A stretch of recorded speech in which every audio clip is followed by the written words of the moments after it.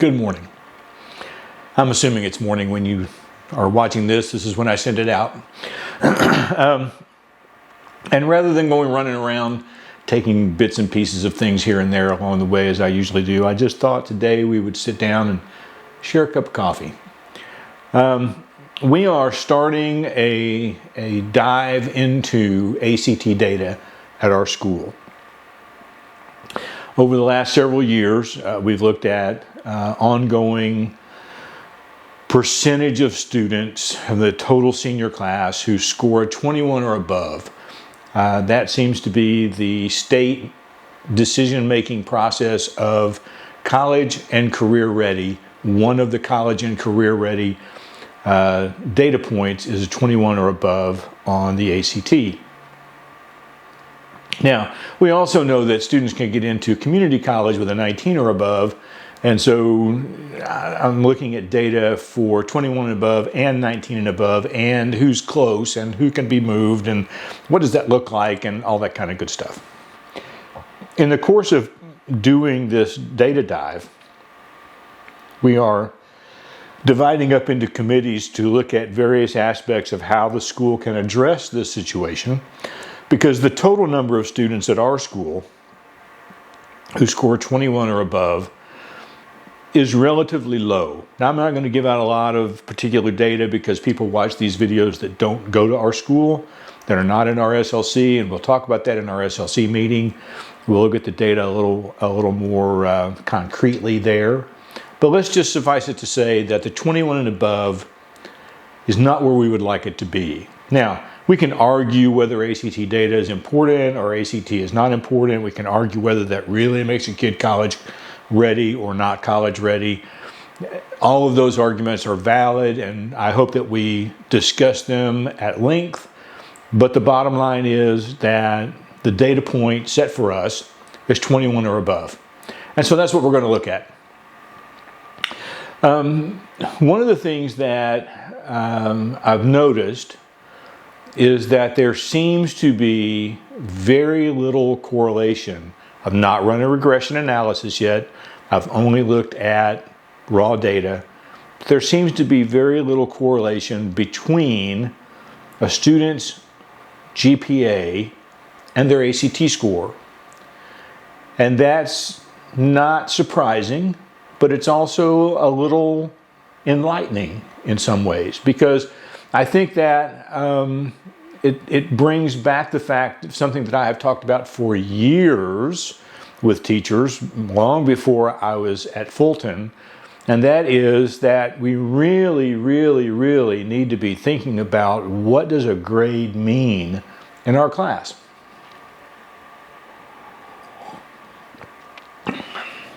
Are the things that we're doing in our classes to make kids, not to make, that's the wrong word, things that we're doing in our class to achieve a particular GPA, are they the right things?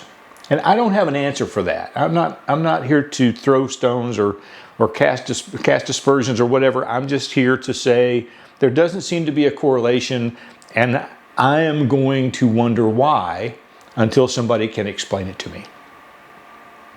So I would like to propose something for you to think about in your classrooms. And it has absolutely nothing to do with grades. Nothing. So one of the things that, for me, let's just talk about me personally. When I was a student, one of the things that I took away from things like the ACT, or I think when I was there, when I was a younger kid, we were taking the Stanford 9 or something, I don't know, Terra Nova tests, TCAP, whatever it is we call them. I always took it as a competition. I always thought they were fun to take. Maybe that's why I scored so well, because I had a mindset of, hey, this is another chance for me to play a game and see if I can beat the system. But it also came from the fact that I knew how to dissect the test. From a very early age, I knew how to dissect the test. And so I'm not saying that we need to teach to the test. I'm not saying we need to give a lot of mumbo jumbo kind of stuff in our classrooms about how to tweak answers or whatever. I'm going to ask that you consider to do one thing. And that is, when you give a quiz or when you give a test, add a question. If you're giving a 10-question quiz, make it 11 questions. And that one question is not graded. But don't tell the kids which question it is. One of them will not be graded. Make it as close to an ACT type question as possible. If you're giving a test and you're giving a 50-question test, maybe you want to give 52 questions, or maybe just 51. But again, 1 or 2 questions that is not graded, and the kids don't know which ones they are. When the quiz or the test is over, take time as a class to dive into that question. If A was the correct answer and 20% of your kids chose B, there's a reason why they chose B.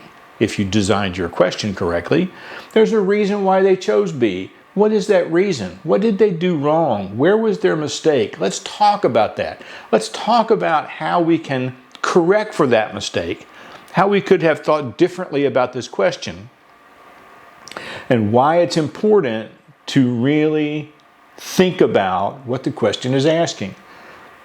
You don't want to do that with questions that count for points. That's a whole different ballgame.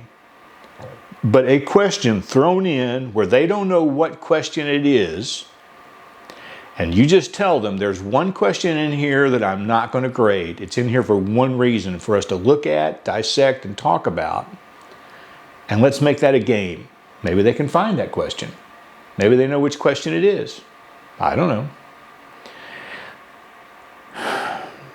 There's got to be a way that the things that we're doing in every class, whether it's language or whether it's science or whether it's a health science class or art or, whatever it is, even if it's not a subject that's going to appear on the ACT, there's got to be a way for us across the board in every classroom to do something that is not grade oriented to get kids to think about what it means to take this test, what it means to read this question, what it means to dive into the answers and try to eliminate the ones that are wrong.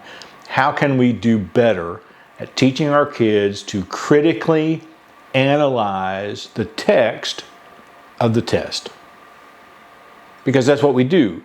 We deep dive into text. We want to look directly at the text.